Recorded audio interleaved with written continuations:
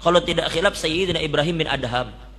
Ibrahim bin Adham pernah melihat ada seekor kodok.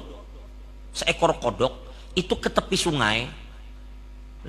Tiba-tiba kodok ini, Ibrahim bin Adham ini memperhatikan, ada apa kodok ini kok standby di pinggir sungai?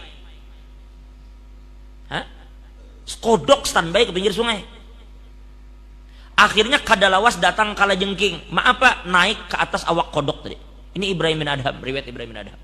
Naik kala jengking ke atas kodok tadi. Lalu tiba-tiba diperhatikan benar-benar, ternyata ini kodok menyeberangi sungai tadi. Setelah sampai ke seberang, turun kala. Diikuti oleh Ibrahim bin Adham, bujukung, diumpati ke seberang. Apa kisahnya berduaan nih begoncengan? Kodok menggonceng kala. Sampai di seberang, turun kala tadi. Akhirnya kala itu berjalan, tiba-tiba naik ke satu dipan. Ternyata di dipan itu ada seorang laki-laki, di sebelah awaknya ada botol minuman. Lelaki tadi teguring. Begitu lelaki tadi tidur, ternyata di atas badan lelaki itu sudah merayap ular. Ada ular yang sedang berada di atas tubuh lelaki. Tiba-tiba kala tadi naik ke atas tubuh lelaki tadi, langsung menyengat ular tadi.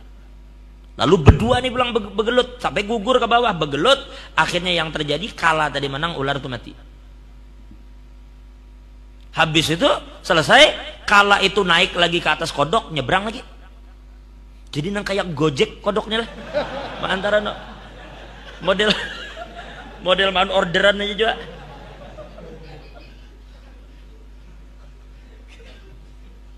Coba perhatikan. Lalu Ibrahim bin Adham memperhatikan lelaki ini. Begitu lelaki tadi terbangun, lalu diceritakan oleh Ibrahim bin Adham.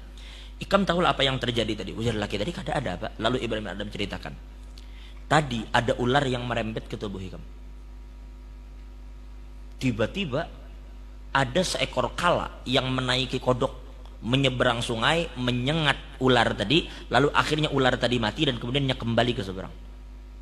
Lalu lelaki tadi terbangun. Lalu begitunya mendengar cerita Ibrahim bin Adham, langsungnya menangis. Lalu ujar Ibrahim, aku melihat ada minuman di sebelah Ikam. Apa yang kamu lakukan tadi malam? Jadi ujar lelaki tadi, aku membeli minuman. Lalu sisa dari duit itu, duit aku beli minuman, ada sisa, aku lihat ada orang yang membutuhkan, kujulung ke situ. Itu terus aku minum. Mabuk aku. Ujar Ibrahim, pemuda, Ikam kada supan ke dengan Tuhan. Ikam tadi malam tidur dalam keadaan bermaksiat kepada Tuhanmu, tetapi Allah tidak pernah melupakan penjagaannya kepadamu.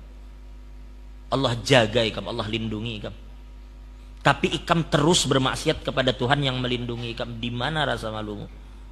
Lalu akhirnya lelaki tadi menangis dan bertaubat di hadapan Ibrahim bin Adham. Nah, di sini akhirnya kita pahami bahwa Allah itu menjaga kita siang malam 24 jam, kada pernah berhenti sekalipun kita lupa. Dan Allah tetap mengasihi dan menyayangi kita meskipun kita akan sadari itu.